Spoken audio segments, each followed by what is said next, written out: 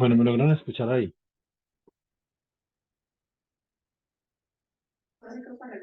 Sí, Juan David se le escucha.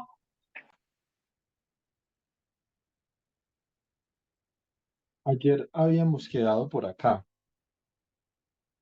Entonces, nosotros habíamos hablado, eh, tranqui, David, nosotros habíamos hablado de una conexión importante que existía entre entre la estadística y la frecuencia de Matsubara, ¿cierto? Es la frecuencia que caracteriza las funciones de Green que evolucionan térmicamente.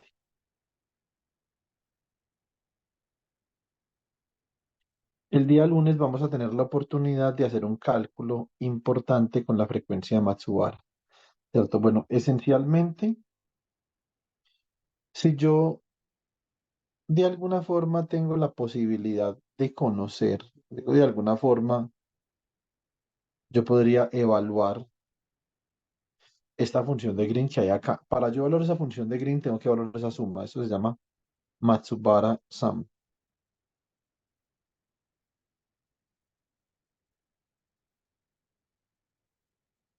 Ahora, hay algunos otros casos particulares que yo les voy a tratar de, digamos, ilustrar, que son estos casos.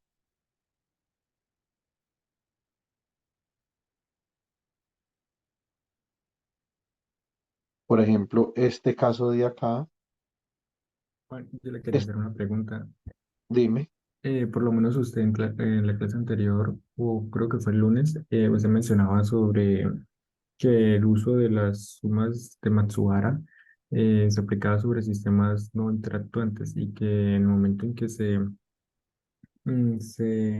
agregaba cierto grado de mayor dificultad, evaluarlos resultaba muy complicado o eventualmente pues casi irresoluble. Entonces mi pregunta está enfocada en, entonces, las sumas de Matsubara no llegan a ser tan como de una aplicación amplia, por lo menos, o solamente están limitados a cierto régimen.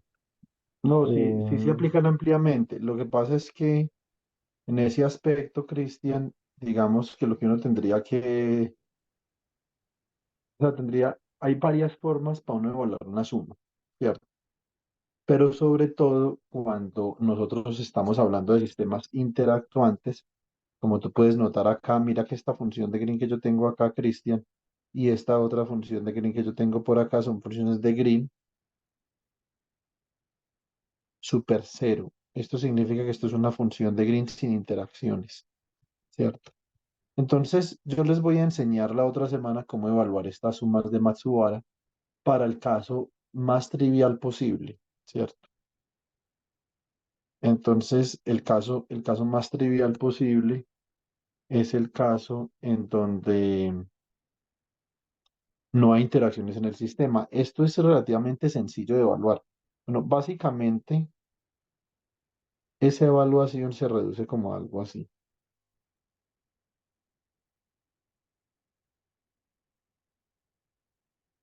A ver,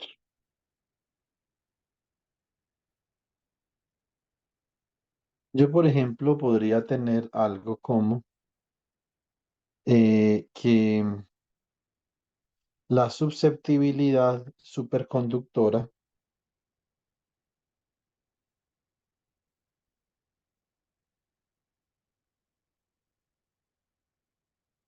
vamos a ver cómo la tengo yo acá. Tenemos que depende de Q y de omega M, ¿cierto, Cristian? Entonces yo tengo acá Q, que es el vector de onda, tengo aquí y omega M. Una vez tú tienes la susceptibilidad, lo que tienes que hacer es sacar la parte real y la parte imaginaria para obtener información del sistema. Información útil, información que tú puedes relacionar con un experimento. Digamos, esa es la parte importante. Listo. Entonces, yo podría decir que esto aquí es la sumatoria sobre omega n o sobre i omega n, por ejemplo, y sobre k. ¿Sí ves? Ahí está, ahí tengo K. Entonces observa bien las funciones de Green que hay ahí, Cristian. Ponle cuidado. Mira estas dos funciones de Green que hay ahí. Observa cómo va a expresar esto. Entonces, esto yo lo voy a expresar así.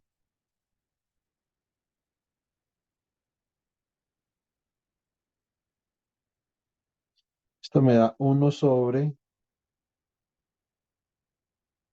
I H barra omega N menos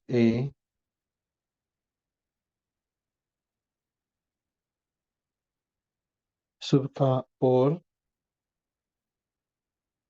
1. Observa, Cristian, que esta segunda función de Green que hay acá depende de Q más K y de omega y de I omega N más I omega M. Esto sería algo así como IH barra que multiplica a omega M más omega N menos sub K más Q. La pregunta que tú me estás haciendo es si yo puedo evaluar esta sumatoria. Y mira que esa función de Green que yo tengo ahí, Cristian, la que yo he utilizado es la función de Green más sencilla posible. No hay ninguna función de Green en el universo que sea más sencilla que esta función de Green que yo acabo de escribir ahí.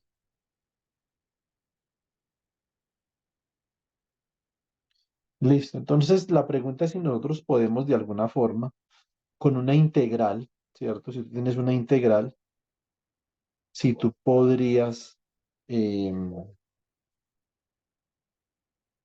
expresar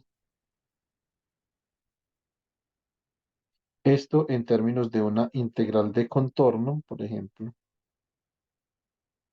podría ser una integral de esta forma. Eso, yo te digo, Cristian, esto lo vamos a evaluar en mucho detalle la otra semana. Yo creo que ustedes aprendan a hacer sumas de Matsubara, porque sobre todo uno, como físico de la materia condensada, así uno no las utilice, uno debería haber calculado una suma de Matsubara por lo menos una vez en su vida. Eso es muy importante. Ahora, hay muchos, muchos proyectos, muchas ideas que se desarrollan alrededor de realizar sumas de Matsubara.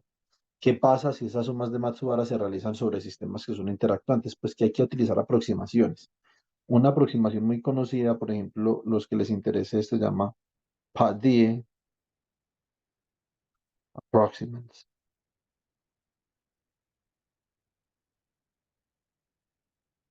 Esta es una aproximación supremamente conocida, ¿cierto? Entonces acá yo, por ejemplo, podría pensar que yo podría evaluar esas sumatorias usando 1/2pi por la integral, ¿cierto?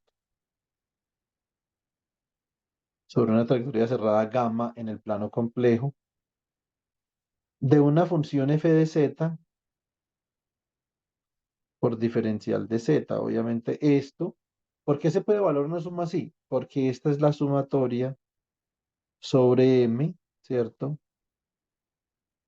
¿De quién? De los residuos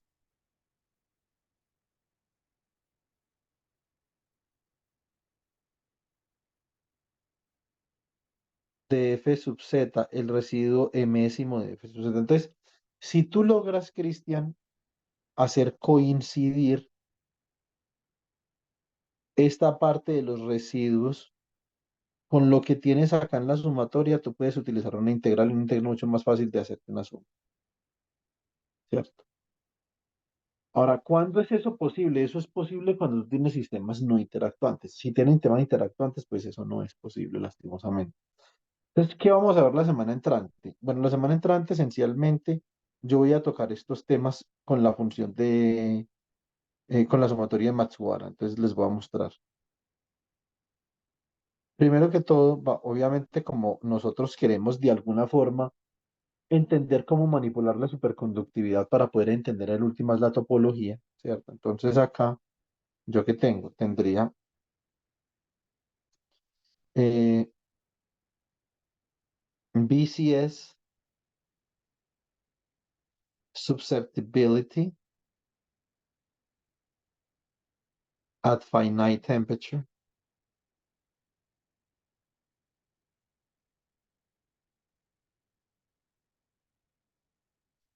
and critical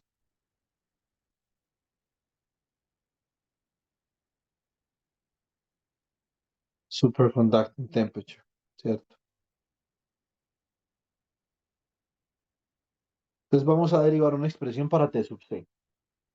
Y lo segundo que vamos a hacer con las funciones de Green de Matsubara es que vamos a determinar, Cristian, la polarización del gas de electrones libres. Polarization, o por ejemplo, podemos decir que esto es dielectric.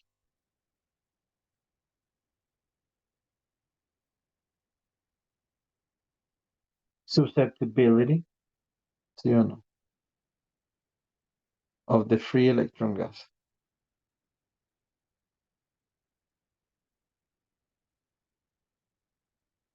¿Qué más se puede hacer con funciones de Green de Matsubara? Bueno, es el problema, se puede hacer de todo. Entonces, este método, Cristian Santiago, esto es una de las vainas más utilizadas en física de la materia condensada, a pesar de sus obvias limitaciones matemáticas, como tú bien, digamos, lo hiciste notar. ¿Sí me entiendes?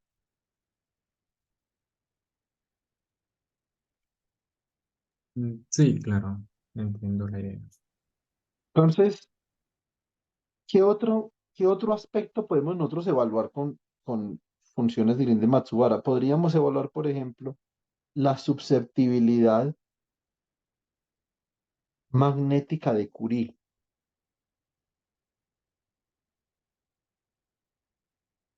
donde podemos determinar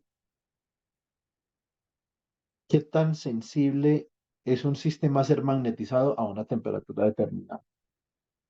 ¿Cierto? Muy bien, entonces estos son dos aspectos que queremos calcular. Son dos aspectos que queremos calcular importantemente. De lo que yo les he propuesto a ustedes, ninguno de estos aspectos es absolutamente relevante para un trabajo de grado, ¿cierto? Pero son aspectos que uno debería conocer, porque nosotros no trabajamos a temperatura finita. Es mucho peor, ¿cierto? Que es por fuera del equilibrio con Keldysh, pero igual estos son aspectos que uno debería conocer. Bueno, vamos a hablar un poco del estado superconductor. El estado superconductor es un estado de resistividad cero.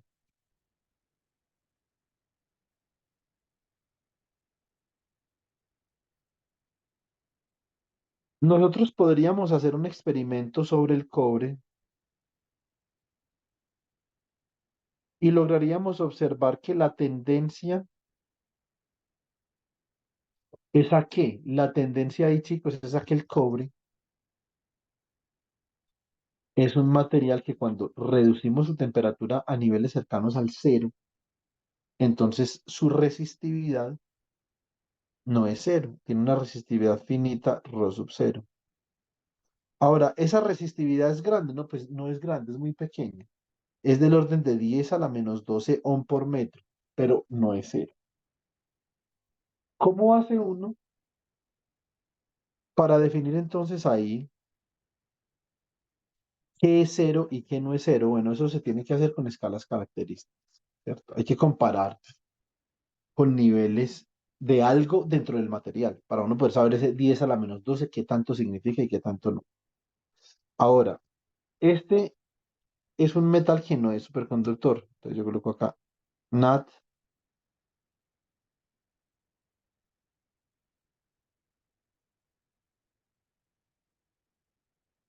a superconductor. ¿Cierto? Vamos a mirar a ver qué implicaría desde esta perspectiva un superconductor. Un superconductor sería algo así como el mercurio, que ustedes lo pueden ver acá.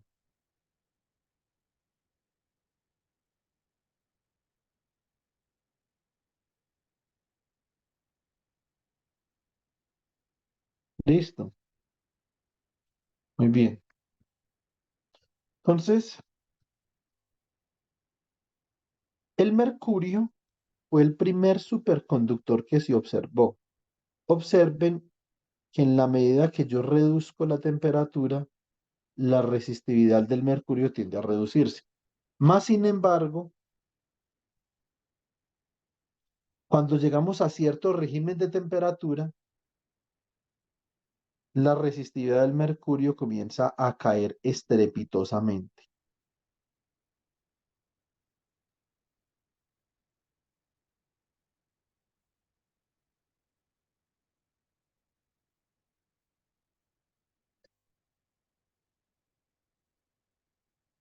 y cae. ¿Hasta dónde cae? Cae hasta cero. Esta temperatura a la cual la resistividad se hace cero es lo que nosotros conocemos como la temperatura crítica de la superconductividad. Para nosotros entender bien este vocabulario deberíamos estudiar, que no lo hemos hecho. Eso ha sido, digamos, más una dificultad mía para poder preparar, digamos, un ciclo de conferencias bueno en esa área. Pero nosotros deberíamos de haber estudiado eh, phase transitions.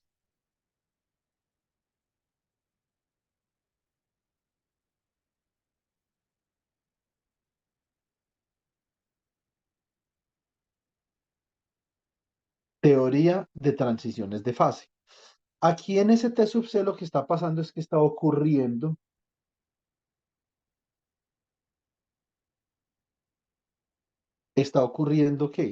una transición de fase a esa temperatura determinada. Entonces yo, por ejemplo, digamos que yo podría hablar acá brevemente de las transiciones de fase. Entonces, phase transitions.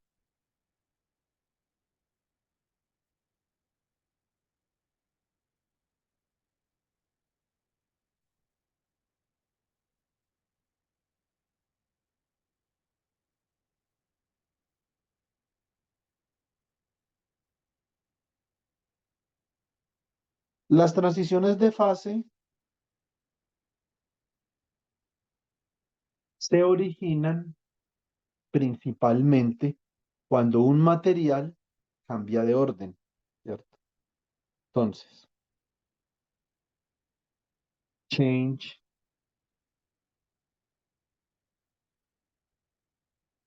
in order. Entonces, las transiciones de fase, si yo tengo un material y el material está cambiando de orden, debe existir algún parámetro que yo pueda evaluar que me permita visualizar ese cambio de orden. Lo que les estoy diciendo es muy importante, es más importante casi que cualquier cosa que hayamos hablado en relación a las transiciones de fase. Muy, muy importante. Les repito, cuando hay una transición de fase, debe haber algún parámetro que yo pueda calcular o evaluar que me diga que hay un cambio de orden a una determinada temperatura, ¿cierto? Eso dentro de las teorías de la transición de fase. Yo, lastimosamente, cuando di mecánica estadística en la universidad, yo no alcancé a llegar hasta, habría sido imposible, o sea, en 4 horas. O uno da transiciones de fase o da mecánica estadística cuántica, pero las dos no las puede dar, ¿cierto? Entonces, em, me parece más importante por el contexto de la Universidad de Pamplona dar mecánica estadística cuántica, pero las transiciones de fase son fundamentales. Entonces, les repito, estamos hablando de un cambio en orden. Resulta que si yo voy a graficar algo, supongo que yo voy a graficar acá un delta como función de la temperatura. Ese delta, uy, uy, uy, uy, uy, se atragantaron por ahí. Ese delta que depende de la temperatura es un parámetro que me va a decir a mí más o menos cuándo cambia de orden el material. Entonces supongamos que yo tengo por acá una temperatura T sub C.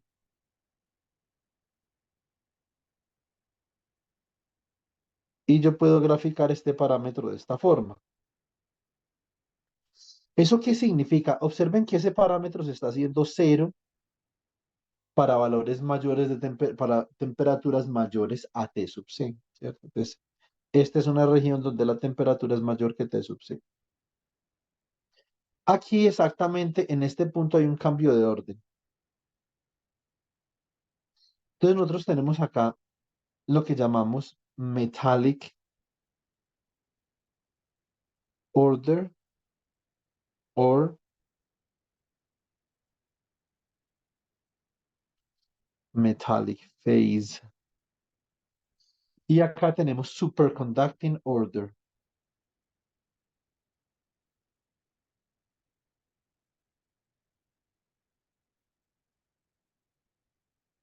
or superconducting phase. Observen que acá hay un cambio de orden y cuando hay un cambio de orden hay un cambio de fase. Este caso particular, chicos, o en este caso particular, este delta se llama parámetro de orden, que es lo que nosotros hemos visto y hemos discutido, hemos conversado ampliamente durante todos estos días en relación a la superconductividad. ¿Por qué? Porque cuando yo estoy haciendo topología, lo que yo puedo hacer es que yo puedo inducir un cambio adiabático sobre ese parámetro. Entonces, este parámetro se llama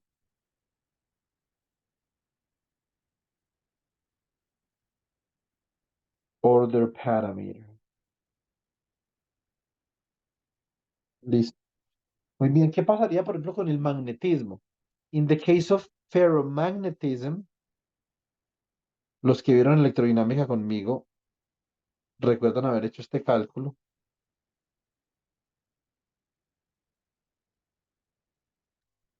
In the case of ferromagnetism,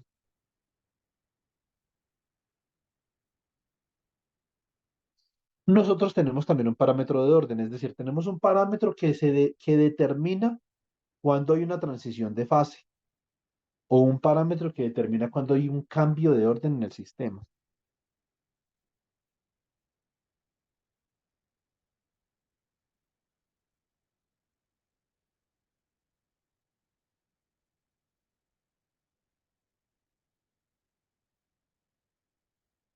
Si esta es la temperatura T, ¿cierto? De hecho, esto se puede calcular muy fácil con mecánica estadística con la función de partición. Si nosotros asumimos un modelo para el material que estamos magnetizando, ¿qué es ese material? Ah, que son un mundo de átomos con spin. Ah, bueno, entonces ya tenemos el hamiltoniano para ese mundo de átomos con spin. ¿Sí o no? Entonces, este parámetro de orden se comporta de esta forma.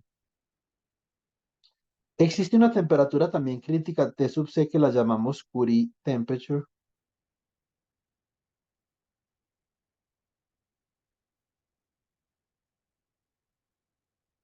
Listo, se llama temperatura de Curie. Esa es la temperatura a la cual ocurre la transición de fase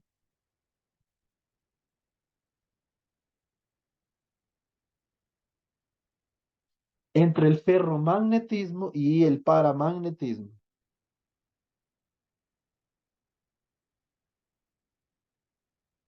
¿cierto?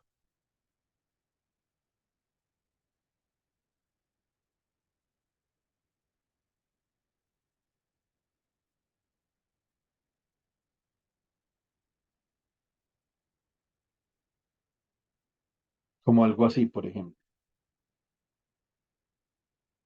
¿Sí o no? Entonces, ¿cuál es el orden? Entonces acá, en este escenario, yo voy a tener acá paramagnetic order.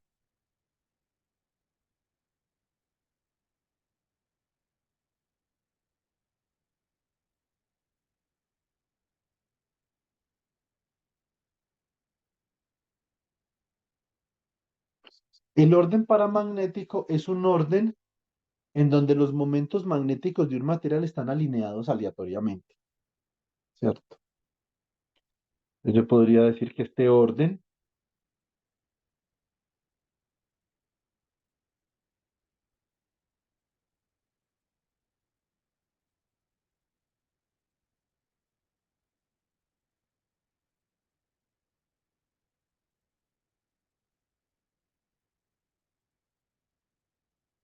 incluye lo siguiente.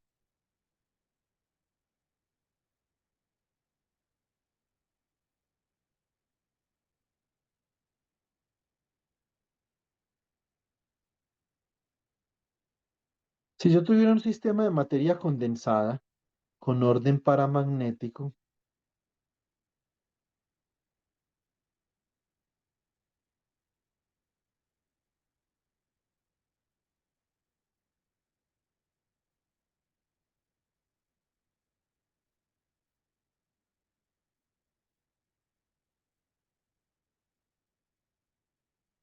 se vería como algo así. Regálame un segundo, yo trato de pasar este título de acá un poquito para abajo.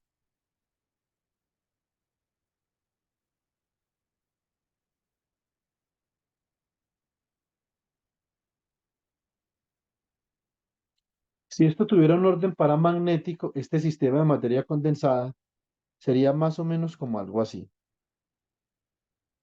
Vamos a prestar atención un segundo.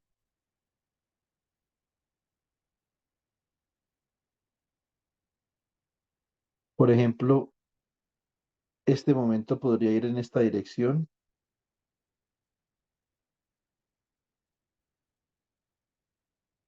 Este otro podría ir en esta otra. Este momento de acá podría ir en esta otra.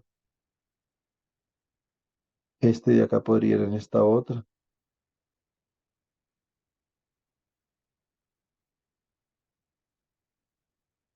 Este momento de acá podría ir en esta dirección, por ejemplo. Observen que parece que si ustedes suman vectorialmente esos momentos, va a existir algo, ¿cierto? Que va a ser proporcional a esa suma vectorial que va a dar cero. Nosotros a eso le llamamos la magnetización, ¿cierto? Ahora, ¿qué sucede, por ejemplo, en el caso particular de este estado que hay acá?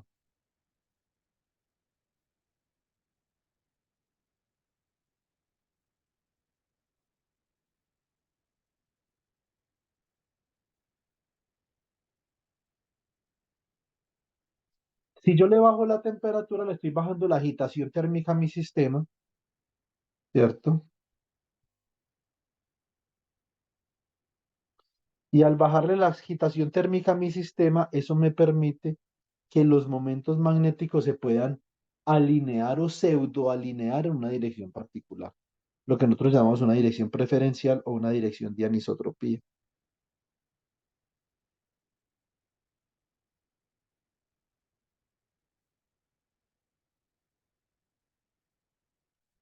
Listo.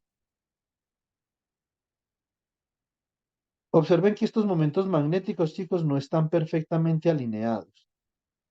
Mas, sin embargo, a pesar de no estar perfectamente alineados, son momentos magnéticos que sí exhiben magnetismo en una dirección preferencial.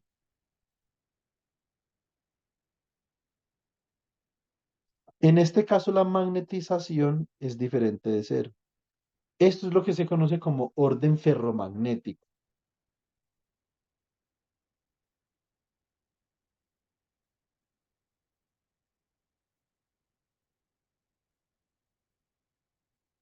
Y aquí en esta línea,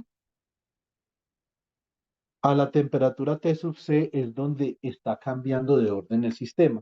Estamos cambiando de orden paramagnético a orden ferromagnético. Entonces yo lo que puedo decir aquí es que de hecho a través de esta línea hay un ordenamiento, hay ordering.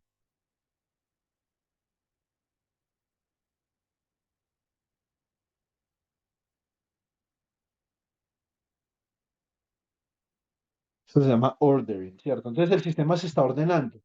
¿Cómo se ordena el sistema? El sistema se está ordenando debido a que se está rompiendo una simetría. Cuando yo paso de un estado de menor orden a un estado de mayor orden, hay una simetría que se está rompiendo. Por eso, hay veces que nosotros en algunos textos, uno podría encontrar un texto que se llame perfectamente bien, que se llame Magnetism,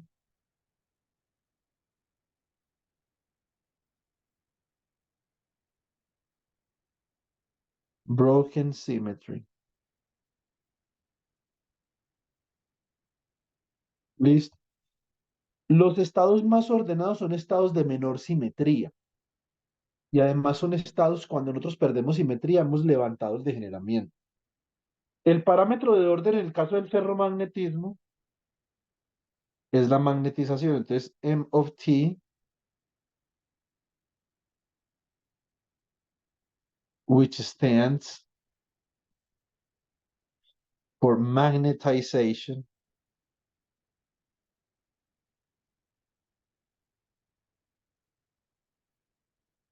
is an order parameter.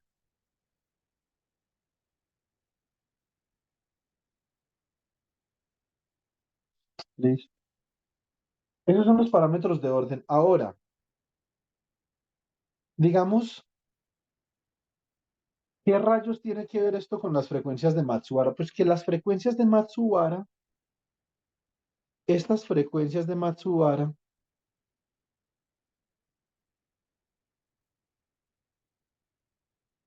ups, omega m y omega n, me permiten evaluar algunos observables. Una vez yo tengo esta frecuencia y puedo realizar la suma de Matsubara, esas frecuencias me permiten realizar predicciones sobre algunos observables.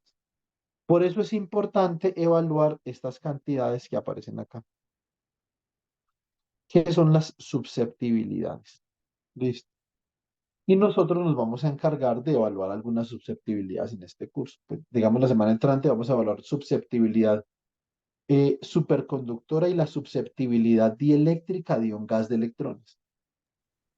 Simplemente para que ustedes vean a ver eso, esa vaina como con qué se come, ¿sí o no? Entonces,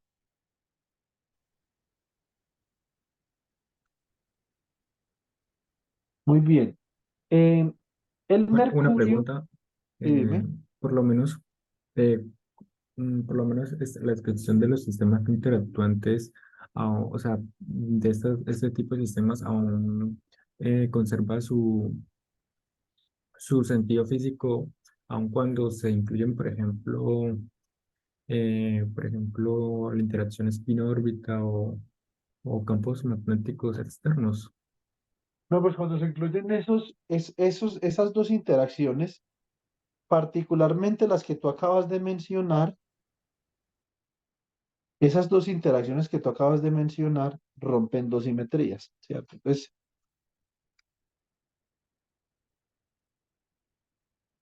yo puedo colocar acá esto, mira, broken symmetry.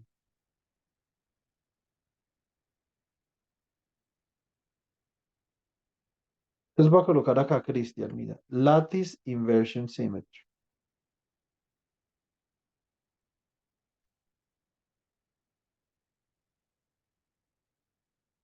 Y puedo colocar, por ejemplo, time reversal symmetry.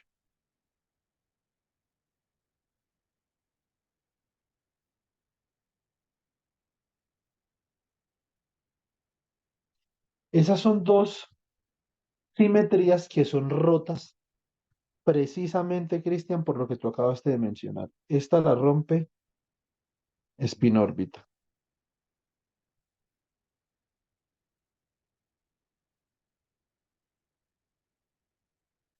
Y esta la rompe magnetic field.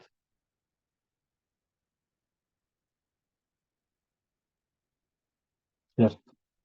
Cuando tú rompes una simetría, el sistema se ordena y hay una transición de fase, por ejemplo. Ahora, ¿qué es importante saber de una transición de fase? Sí, es importante saber de una transición de fase, esencialmente, la temperatura crítica a la cual ocurre o algún otro parámetro crítico al cual ocurre. Pueden ser varias cosas, ¿cierto?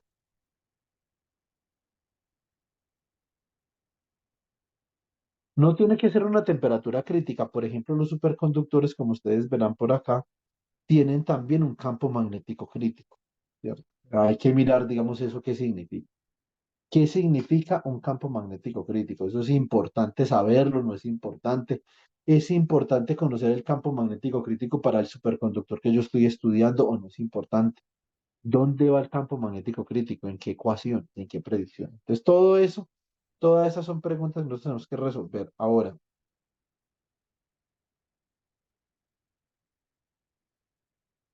el mercurio fue un superconductor convencional. Esto es un conventional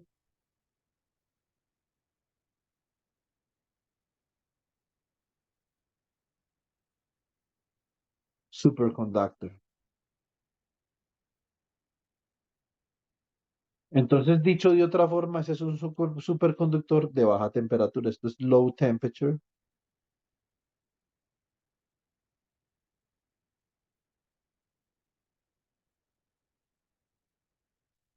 superconductor.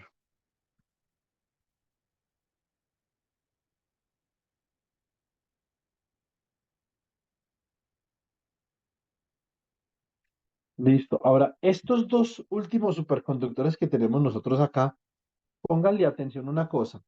Este superconductor, que es un superconductor hecho de lantanio de bario dióxido de cobre, tiene una propiedad y es que fue el primer superconductor que elevó su temperatura crítica razonablemente 20 grados Kelvin, pero eso siguen siendo menos 253 grados centígrados, que eso es obviamente impresentable para uno decir, oiga, venga, yo le vendo este cable y de una vez compre un refrigerador porque no funciona sino a menos 253 grados centígrados, ¿sí o no? Entonces eso es como que le vendan a uno un Ferrari y que le digan que solamente funciona si no tiene un dinosaurio. Entonces, eso es una vaina complicada. Esta es una de las preguntas abiertas que nosotros, los físicos de la materia condensada, nos obsesionan de alguna forma, ¿cierto? A mí hay algo que me obsesiona de esto, a veces no me deja dormir, y es la coexistencia entre el estado superconductor y el estado ferromagnético. Yo, yo estoy completamente seguro que la respuesta a esa pregunta tiene parte de la clave para entender la superconductividad a temperaturas relativamente altas. Ahora, cuando se plantea la posibilidad de hacer superconductores de lantanio de bario dióxido de cobre, uno de los primeros cupratos, llaman cuprates, esa temperatura de 20 grados Kelvin, chicos, eso era alto, alto, alto, ¿sí o no? Pero después se dieron cuenta que podían subir más la temperatura. Entonces acá, este superconductor funciona tan bien como nosotros esperamos. Se baja la temperatura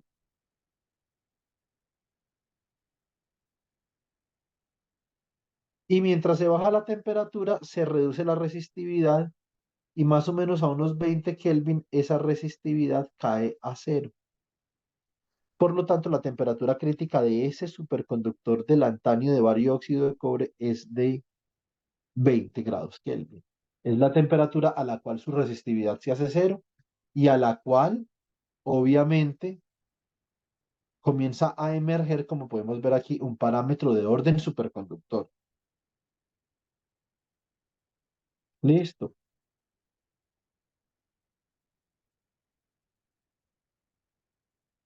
Muy bien. Más adelante tuvimos la posibilidad, como raza humana, de sintetizar una nueva familia de superconductores. Estos superconductores se llamaron high temperature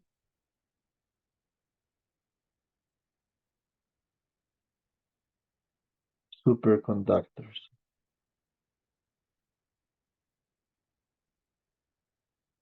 Listo.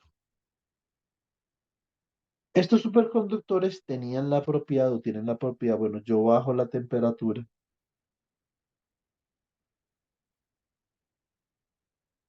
Mientras bajo la temperatura, baja también la resistividad. Lo que pasa es que la temperatura a la cual la resistividad se hace cero es una temperatura considerablemente alta.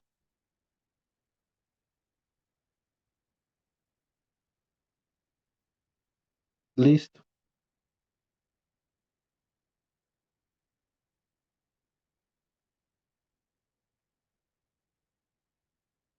Cristian Santiago, ese valor, tú haces referencia al X que aparece en el dopaje del superconductor. Sí, sí, a eso me refiero. Sí, pues para este superconductor particularmente sí, ¿sí me entiendes? Porque es que no todos los superconductores que son cuprates tienen la misma estructura. Esto es un itrio de bario de óxido de cobre. O sea, si el superconductor no tiene itrio, sino que tiene otra cosa, entonces obviamente digamos que la dispersión térmica media del superconductor va a cambiar, por lo tanto la sección eficaz del scattering también va a cambiar y si la sección eficaz del scattering cambia, naturalmente pueden haber fluctuaciones en la temperatura a la cual ocurre una cosa o la otra, ¿cierto? Entonces, pero si este es un superconductor de itrio de bario óxido de cobre, muy posiblemente el comportamiento para diferentes niveles de dopaje sea muy parecido.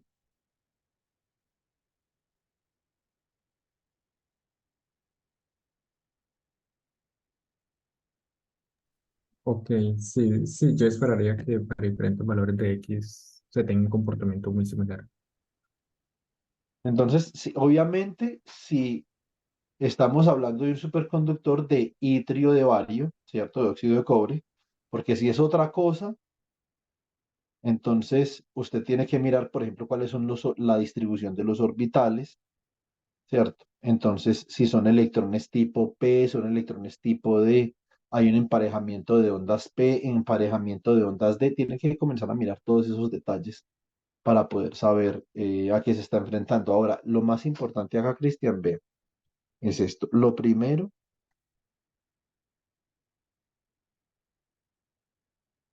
es que esta es una temperatura crítica considerablemente alta, casi 100 Kelvin. Ya nosotros estamos hablando que para poder estudiar estos superconductores, Cristian, no es necesario, por ejemplo, temperaturas criogénicas del orden de la temperatura de licuefacción del helio. Puede ser, por ejemplo, la temperatura de licuefacción del nitrógeno. Digamos que es considerablemente más alta, ¿sí o no? Eso es lo primero. Lo segundo es que estos superconductores caen bajo la categoría de unconventional superconductivity.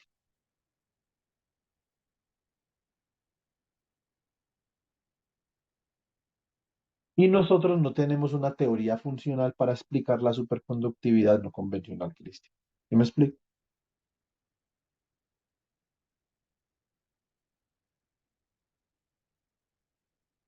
Ahora, si usted se le quiere medir a estudiar la superconductividad no convencional, por favor, no es sino que avise y le conseguimos el material. ¿Sí me entiende? El LK99. No, eso es mejor dicho, Dios santo.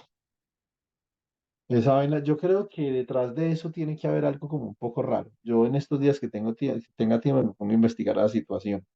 Ahora, por lo tanto, para yo poder entender la superconductividad, chicos, hay algo que tengo que entender muy bien y es cómo emerge la resistividad en un material, ¿sí o no? Si yo no entiendo cómo emerge la resistividad en un material, no voy a poder entender cuáles son los mecanismos que subyacen la baja resistividad o la resistividad cero que manifiesta un superconductor, ¿cierto? Entonces, entender los mecanismos de la resistividad es supremamente importante.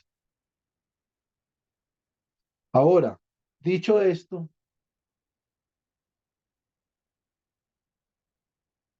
dicho esto, uno de los mecanismos más convencionales para yo poder estudiar la resistividad se conoce como la regla de Matisse.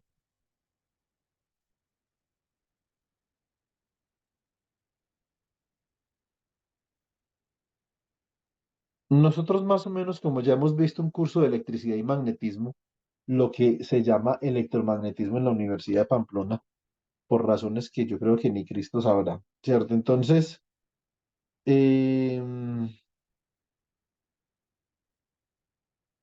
los cursos de electricidad y magnetismo, a nosotros nos enseñan algo del scattering de electrones en los materiales. David sabe algunas cositas de scattering de electrones en materiales, ¿cierto?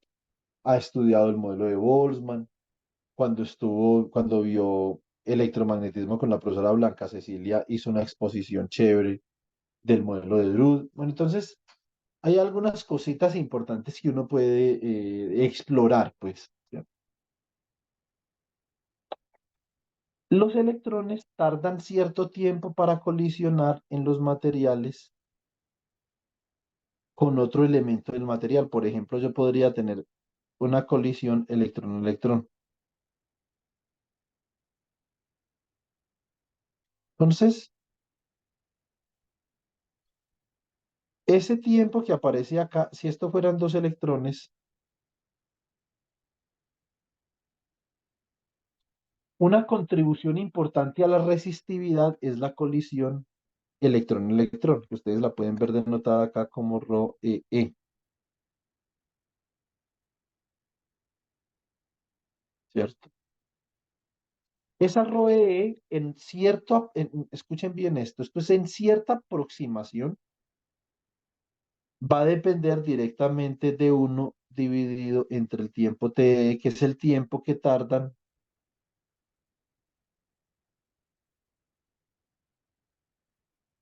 estos dos electrones en colisionar una segunda vez. Este es el tiempo medio de colisión electrón-electrón, pero no solamente los electrones van a colisionar con otros electrones y de ahí va a emerger la resistividad, ¿no? Hay, digamos, otros mecanismos importantes que uno tiene que estudiar, por ejemplo, el acoplamiento entre un electrón y una vibración.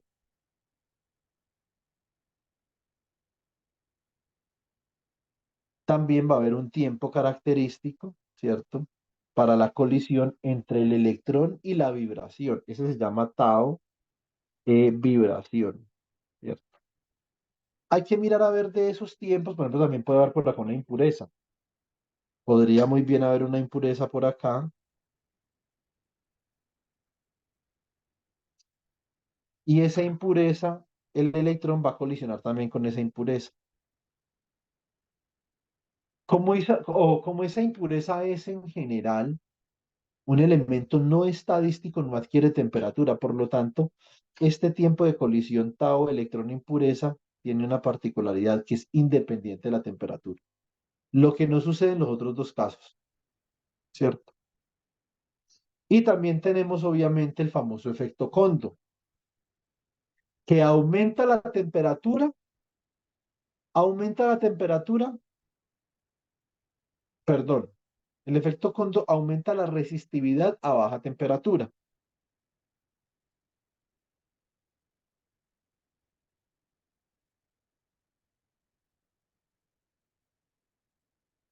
Resistividad como función de la temperatura. Este sería el efecto Kondo,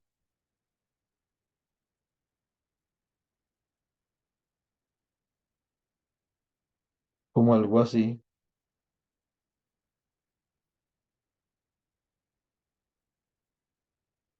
Bajo la temperatura, baja la resistividad, pero llega un punto donde hay un, un mínimo, se llama mínimo de resistividad, y aumenta la resistividad. ¿Por qué? Por el scattering de este electrón con una impureza por ahí, posiblemente impureza, pero es una impureza. Esa es una impureza, chicos, que tiene momento magnético.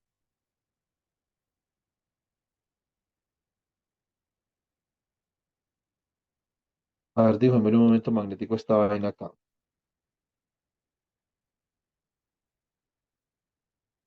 Y el tiempo de colisión ahí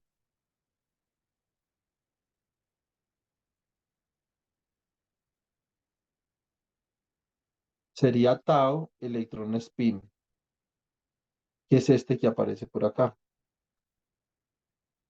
que contribuye o tiene esta contribución a la resistividad. Ahora, otra pregunta importante también en relación que algo que me preguntaba ahora Cristian, ¿será que todos los metales yo puedo descomponer la resistividad como una contribución aditiva de los fenómenos independientes de scattering en todos los metales o no? ¿Ustedes qué opinan?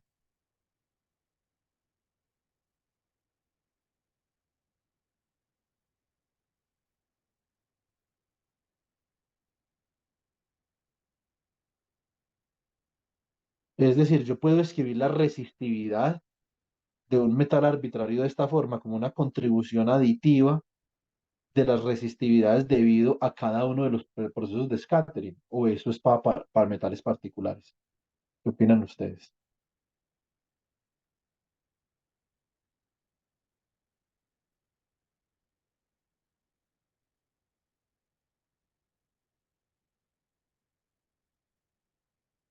A ver, ¿alguna opinión?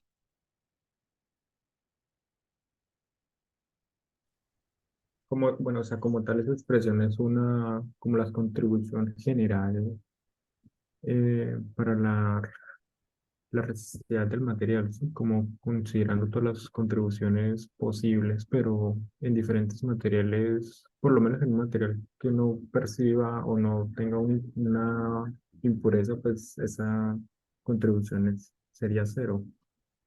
Pues igual encontrar un material sin impureza es muy difícil, ¿cierto? Entonces, porque tiene que haber sido fabricado pues con una curia pero miedosa.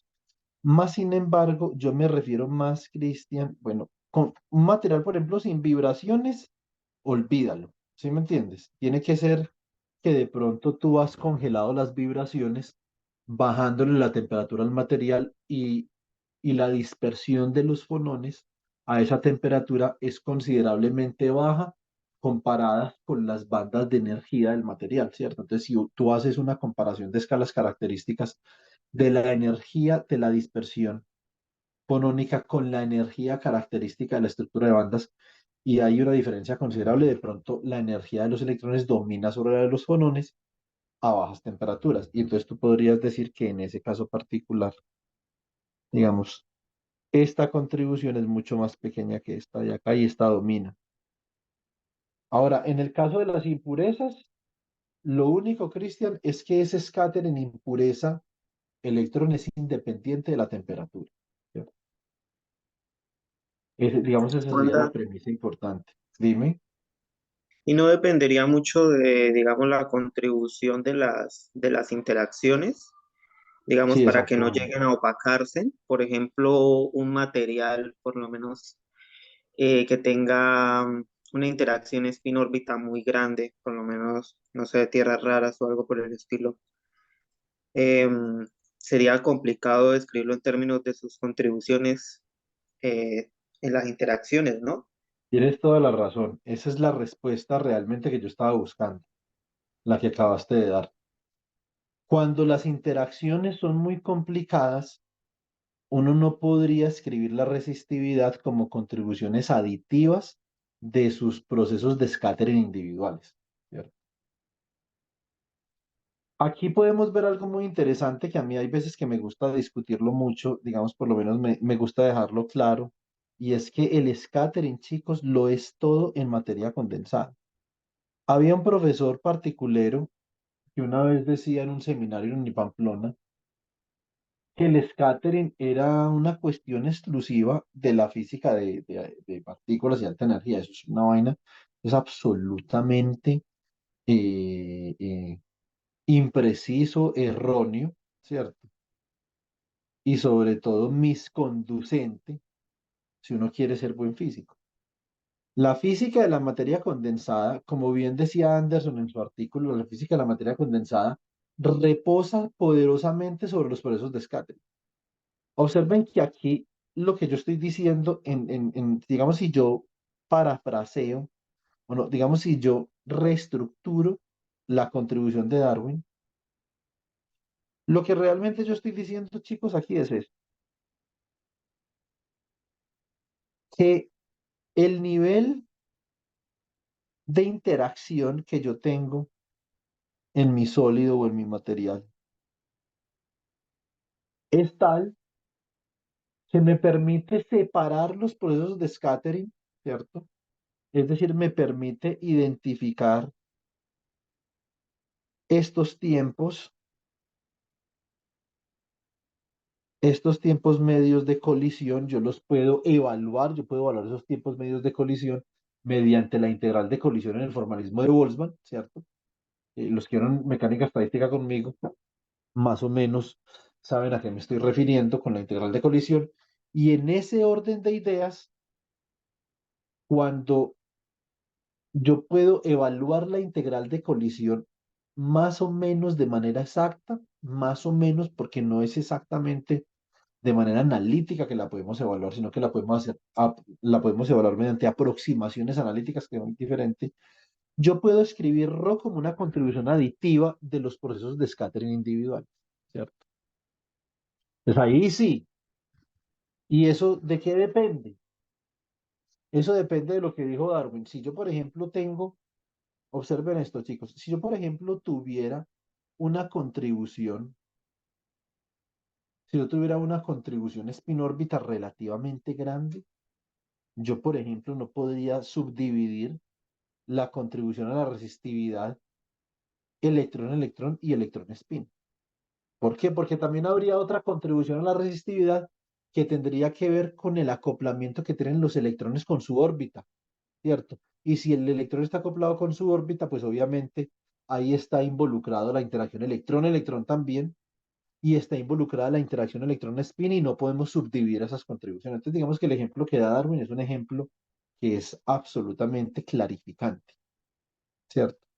Ahora, si nosotros tenemos efectos Hall, etcétera, etcétera, estadística fraccionaria, mejor dicho, esto se vuelve completamente tenso, ¿sí o no?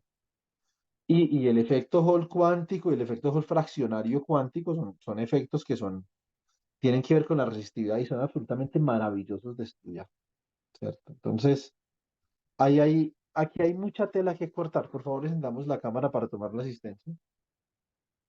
Los que faltan, que no faltan. Falta Alejo. John Alejandro. Bueno, ya está John Alejandro. Auri Marcela. Segunda. Bueno, a la 1, a las 2 y a las 3.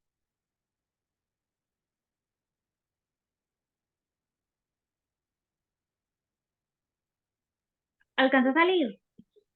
Sí, salió muy fina. Entonces, esta clase de hoy, chicos, esta es una clase de una importancia fundamental para uno poder discutir a profundidad con otra persona la superconductividad. O sea, uno tiene que hablar de resistividad y de mecanismos mediante los cuales la resistividad emerge en diferentes tipos de materiales. Yo por eso le decía ahorita a Cristian Santiago, ese valor de X, que es un valor de dopaje, hay que mirar a ver la resistividad como función de X, cómo cambia. Esa sería una pregunta muy buena, Cristian, ¿cierto? Ahora, otra pregunta muy interesante, Cristian, en relación a eso es, por ejemplo, cuando tú le metes presión, ¿cierto? Superconductores bajo presión, yo diría que ahí sí la temperatura crítica del superconductor podría fluctuar con relativa facilidad con relación a X. Pero yo no soy un especialista en presión. Habría que preguntarle a alguien que trabaje en presión, ¿cierto? Entonces yo con presión no he trabajado nunca. Simplemente conozco algunos estudios de materiales sometidos a alta presión, porque en la Universidad de Uppsala había un grupo muy bueno de alta presión. Entonces, cuando yo iba a los seminarios con ellos siempre discutían los nuevos, digamos, descubrimientos que habían hecho, no solamente sobre superconductores, sino sobre materiales en general sometidos a alta presión. Eso se llama High Pressure Solid State Physics, ¿cierto? Entonces, mm, y yo me puedo imaginar que cuando someten a alta presión ese itrio de bario de óxido de cobre, Cristian, posiblemente algunas propiedades del superconductor sí son muy sensibles al nivel de dopaje.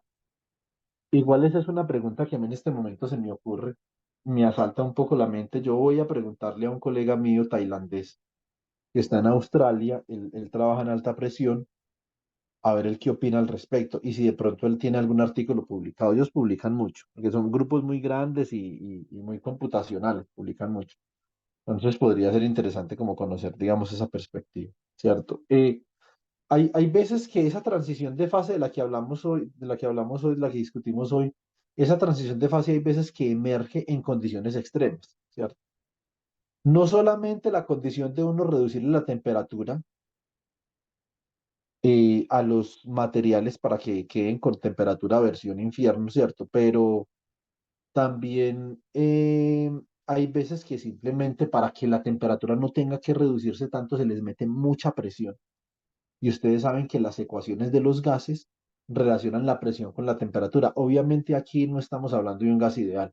Esto va a ser una ecuación, esto es una ecuación de estado, digamos, un poco más complicada y eh, y más elaborada que la relación del gas ideal, pero sí se puede entender en términos de una ecuación de estado.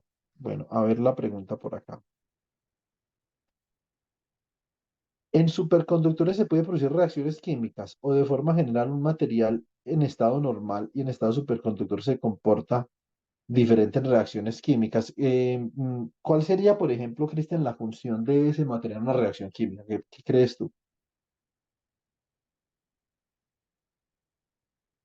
Bueno, o sea, yo a lo que voy es como cuál podría llegar a ser la contribución de ese material cuando está en en el estado superconductor, es decir, de alguna forma la reacción química cambiaría o aún Sí, exhibiría. cambiaría, porque por ejemplo nosotros tenemos, por ejemplo, si tú consideras el proceso de fotocatálisis, ¿cierto? ¿Qué es la fotocatálisis? La fotocatálisis es que tú tienes un semiconductor, ese semiconductor absorbe radiación electromagnética y cuando absorbe radiación electromagnética es capaz de reducir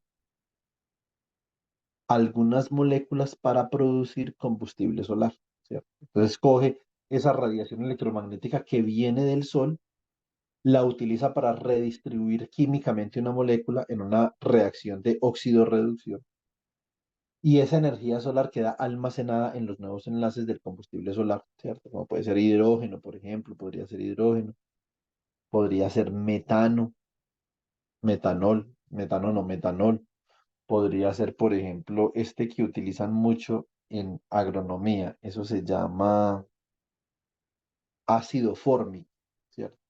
También se puede producir ácido fórmico. Ahora, una pregunta interesante, yo también tengo una colega que algunos de ustedes creo que la conocen, no sé si Darwin, alguna vez que entró a una reunión, yo estaba con ella, es la doctora Gianni Damas, ella está en Linköping, en Suecia. Gianni es una experta en Semiconductor Photoelectrochemistry, en fotoelectroquímica con semiconductores. Entonces, habría que preguntarle, por ejemplo, ¿qué se me ocurre a mí, Cristian? Que si uno hiciera eso con un superconductor, no con un semiconductor, sino con un superconductor, debido a los gaps y a la simetría electrón-hueco, entonces la energía solar se podría distribuir de formas muy diferentes en los nuevos combustibles solares.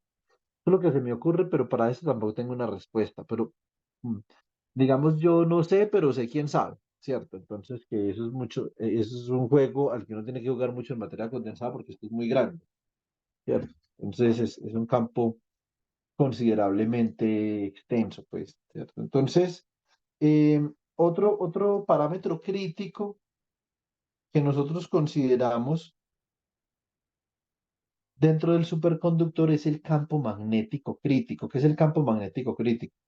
Es el campo magnético máximo que uno le puede aplicar a un superconductor sin destruirlo, porque el superconductor, como ustedes pueden ver al lado derecho, el superconductor rechaza el campo magnético, pero qué tan fuerte aguanta el superconductor ese campo magnético para rechazarlo? Porque si el campo magnético es considerablemente grande, él va a terminar penetrando el superconductor, lo va a penetrar, y una vez penetre el superconductor, va a hacer que el superconductor colapse, ¿cierto? Él va a colapsar debido a que va a inducir un comportamiento magnético dentro del superconductor y lo que nosotros sabemos es que el comportamiento magnético es prohibido dentro del superconductor. Entonces colapsaría el superconductor.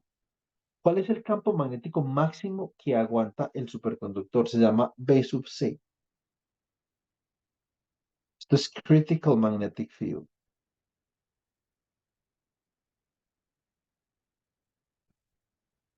B sub C es Critical.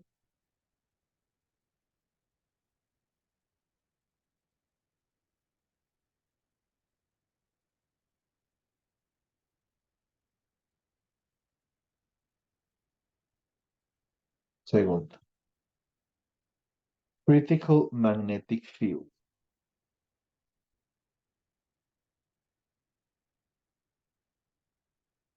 Entonces, este es otro parámetro importante en las transiciones de fase que hay que evaluar. Digamos, el campo magnético crítico. Nosotros no nos vamos a meter mucho con campos magnéticos críticos, pero es importante que ustedes sepan que eso existe. En el curso de electrodinámica clásica yo les mostré el proceso de levitación superconductora, que es básicamente cómo el superconductor está expulsando el campo magnético del imán y hace que haya entonces un empuje, ¿cierto? En ese proceso de expulsión.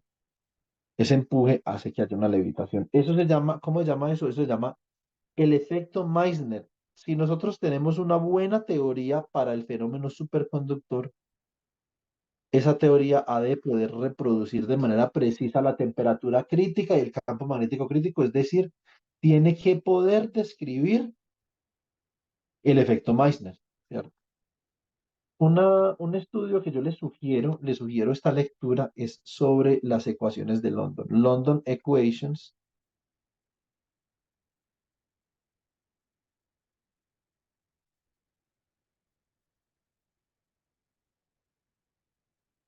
for Superconductivity. Las ecuaciones de London son chéveres, vea. Las ecuaciones de London son pura electrodinámica clásica, como la que ustedes ven en lados, ¿cierto? Y simplemente les dicen a ustedes lo siguiente, que el laplaciano vectorial de la inducción magnética que siente el superconductor, esto más un parámetro que yo voy a llamar acá lambda al cuadrado, lambda super cuadrado por B de RT, que esto es igual a cero. ¿Listo? Esta es una ecuación de London y este lambda sub P se llama la penetración de London. ¿Qué tanto penetra el campo magnético el material? Entonces, estos son otros aspectos sobre las transiciones de fase que uno debería más o menos conocer, ¿cierto? Entonces, eh, ¿qué nos queda por acá para comenzar a discutir? Bueno, tenemos que discutir lo siguiente. Dentro de estos casos que yo he puesto a consideración de algunos superconductores, ¿qué es lo que hacemos nosotros los físicos teóricos de la materia condensada? Esa es una pregunta que mucha gente le hace a uno por ahí. Uy, ¿usted qué hace? Y yo le digo, yo hago pasteles y empanadas. Y las vendo y no me pagan ni miércoles. Entonces, eh, una de las cosas que nosotros hacemos es que nosotros, mm, bajo cierto grado de estímulo, entonces tratamos de producir teorías que expliquen una observación experimental. Y obviamente eso siempre va de la mano con el computador. En estos días que estaba yo más o menos construyendo el marco para el trabajo de grado de Cristian Santiago, en una reunión que tuve con un amigo nigeriano, mirando a ver cómo poder distribuir bien las tareas, etcétera, etcétera, porque ya casi es tiempo de comenzar a sentarse a redactar la propuesta para enviar al comité curricular. Hay, por ejemplo, algunos aspectos, yo diría que, por ejemplo, Cristian Santiago puede hacer algunos cálculos teóricos del modelo de Sato que son chéveres, pero hay otras vainas para las que va a necesitar una colaboración, una colaboración computacional. O sea, tiene que haber alguien al frente de un computador mientras Cristian Santiago volea lápiz y papel o al revés, ¿sí o no? Entonces ya miraremos quién está interesado como en ese tema, si no, pues me toca hacerlo a mí. Entonces, la física teórica de la materia condensada es una física teórica donde tanto teoría como cómputo van siempre de la mano. ¿Qué es lo que nosotros tratamos de hacer? Lo que nosotros tratamos de hacer es que nosotros tratamos de producir modelos que nos permitan predecir con cierto grado de fidelidad algunos aspectos experimentales o experimentalmente observables, ¿cierto?, de los materiales. Por ejemplo, el más, digamos, lógico aquí sería la temperatura crítica. ¿Será que yo puedo predecir la temperatura crítica o no? ¿Con qué tanta precisión puedo yo predecir la temperatura crítica? Para yo poder hacer eso, lo que necesito, digamos, en cualquiera de estos cuadritos, lo que necesito es saber cuáles son los mecanismos mediante los cuales se reduce la resistividad para que emerja el estado superconductor. Eso es complicado. En este caso particular que yo les voy a hacer un círculo en ese caso, en este caso particular del mercurio, ¿qué sucede con el caso particular del mercurio? Que el caso particular del mercurio es un caso en donde nosotros conocemos más o menos bien los mecanismos que permiten explicar la superconductividad. Y eso lo podemos hacer con la teoría BCS, con BCS Theory. ¿Eso qué implica? Que la teoría BCS puede hacer predicciones bastante precisas en relación a los contextos experimentalmente medibles de un superconductor debido a que la superconductividad es de muy baja temperatura. Pero entonces, ¿qué pasa con otros recuadros que hay acá, chicos? Ahí hay más recuadros. ¿Qué pasa ahí?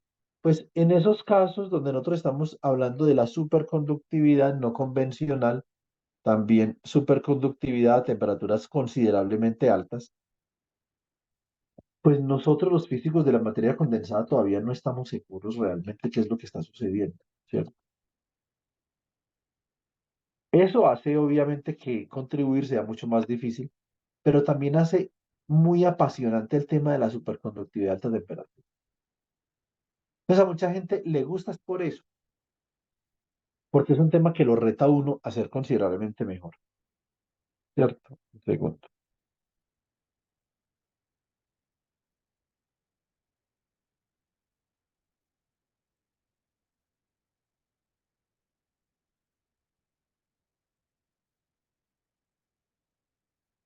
Entonces, son temas bastante chéveres. Entonces, acá, por ejemplo, problema. Este tipo de sistemas es un problema, aunque su temperatura puede no ser muy alta, la temperatura de transición pues es considerablemente alta. Este ya sí es mejor dicho, este es problema redondo y sin fondo, ¿cierto? Entonces, aquí hay que considerar diferentes interacciones, hay que mirar a ver si el acoplamiento spin-órbita juega un papel, hay que mirar a ver si el emparejamiento entre onda D y entre onda P, por ejemplo, juega un papel. Hay que mirar si de pronto el emparejamiento es de frecuencia impar o de frecuencia par, ¿cierto? O sea, aquí hay que meter el diente con toda a esta vaina, ¿sí o no? Pero con toda es con toda. Entonces, hemos logrado avanzar en el estudio de la superconductividad no convencional, pues más o menos, ¿cierto? Entonces, tampoco mucho, pero ahí vamos. Donde sí tenemos, digamos, mucha claridad teórica en este momento es la superconductividad BCS. Entonces, lo que vamos a hacer la semana entrante es esto. Yo creo que dentro de 8 días, el viernes, vamos a trabajar lo que es la interacción efectiva o la interacción atractiva efectiva.